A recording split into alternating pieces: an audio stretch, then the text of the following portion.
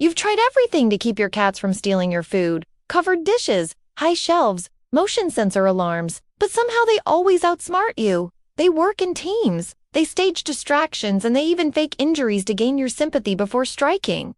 Your spaghetti, it's gone. Your roast chicken vanished. Your breakfast toast licked beyond salvation. Then one day, you discover a hidden stash under the couch, a mountain of stolen snacks, all meticulously arranged like trophies. Are these part of a feline food heist ring? Is there a deeper reason for the thefts? There was a small indent where nothing should have been. It looked like somebody had cut out the stuffing, but there was no hole. A little more prodding revealed a secret pocket, one that contained a folded-up piece of paper.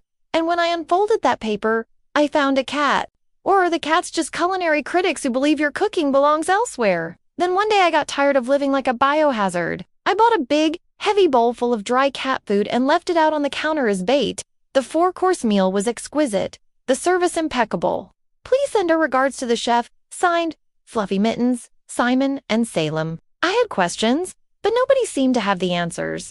All I kept hearing was indoor cats are Unet thieves and they just want attention. No, sure, my cats spent a lot of time indoors, but that doesn't mean they weren't working on their hustle. Not only did they steal food, they hoarded it. I tiptoed up to the door, put my ear to it, and listened. All I could hear was me. Suddenly, the sound of police sirens split the air.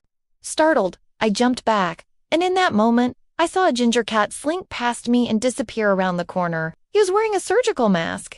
I found caches of my wife's diet pills, dog biscuits, cat food, beef jerky. Turns out the abandoned house had become something of a cat sanctuary. Someone had been feeding them. The question was, who? Next week, we're having an underground rave in the basement. I moved my bed to the other side of the room. I removed all my stuff from under the bed and then I vacuumed. I didn't see a single cat hair. Join us for light refreshments and entertainment. Signed, Fluffy. I even found half a package of lean cuisine buried behind a picture frame. Nobody eats behind a picture frame unless they're hiding something.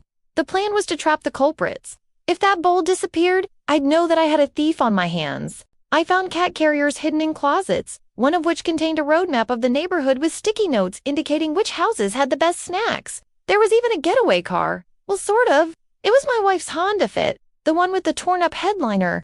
When you find a vase knocked over on the floor, a lamp knocked off a table, a bag of expensive groceries ripped open on the floor, a look of utter innocence on 4 legs looking back at you, and before you know it, you're saying, "Oh, it's okay, Fluffy. We can get a new lamp." But how do you defend yourself against that look if you do own it, know what you re-up against?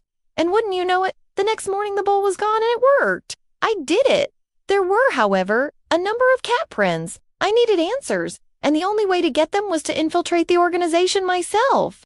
She led me to an abandoned house, walked up to the door, meowed 3 times, then slipped inside. I knew I had found the cat's den. I put out the bait, flour and sugar, and waited. As it turns out, most of those prints matched the cats, who had been frequenting our house.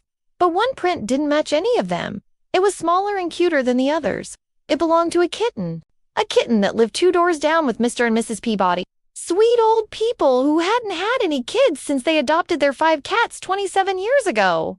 Of course I called the cops. Why wouldn't I? We had cat burglaries, cat scratches, cat hair in places where there shouldn't be cat hair. And now this. So I get up at 4 a.m. for work, and naturally I'm grumpy, in fact. I like it. What I mind is waking up to find cat hair on my pillow, which happened last night because we had company. That's why I went to the trouble of locking my snack cabinet. I installed laser beams across the threshold. I put up warning signs. But of course, Fluffy and gang found a way in. I came home one day to find an elaborate feast laid out on the floor in front of the open cabinet. It included a dead mouse, a jar of tuna, and a crow skull. This was clearly a statement. My culinary skills were not fooling the cats. 3 cats had infiltrated our bedroom. One of them was wearing a surgical mask. I knew that look. It was the same look the cat gave me when I surprised him trying to lap up milk from the cereal bowl. He gave me the look again when I found him gnawing on my wife's new shoes. And he gave me that same look after he made himself at home on my pillow. I also have a very healthy fear of missing out on breakfast. She's referring to our baby monitor, which has a night vision feature. And right there on the screen, sleeping peacefully in the crook of my pillow, is a ginger cat, a cat that happens to be wearing a surgical mask.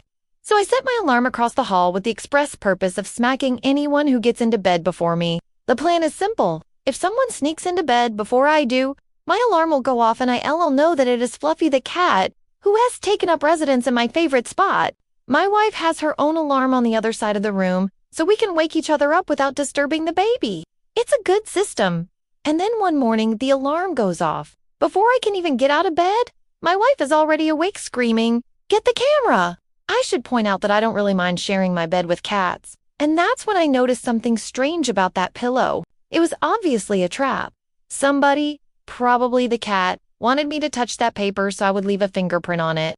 The cops came, they dusted for fingerprints, but there weren't any human prints on that paper. As far as I know, the police have never caught a cat burglar, which is why it's always best to safeguard your valuables yourself. For months, I played it safe, keeping all my food in plastic containers in the refrigerator.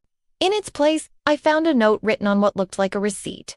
"We appreciate your hospitality," it said. If cats are known for anything besides being self-centered, it's for their uncanny ability to make you feel guilty. How do you stop a highly trained team of feline food thieves? What's more, they had developed a sophisticated transportation system. But why? Why were they doing this? Hadn't they got enough food? Did they need a bigger nest egg? Was this part of some weird cat pyramid scheme? Sure enough, Fluffy came sniffing around. When she saw me, she ran away, but I followed her. What I did not know was that I was being followed. When the cops arrived, they searched the house and found a whole mess of cats, but they didn't find any evidence of a food heist. When I got home, I found a note on the kitchen counter. "I hope you enjoyed the party," it said. Of course, I didn't go to the rave, but I did take my revenge.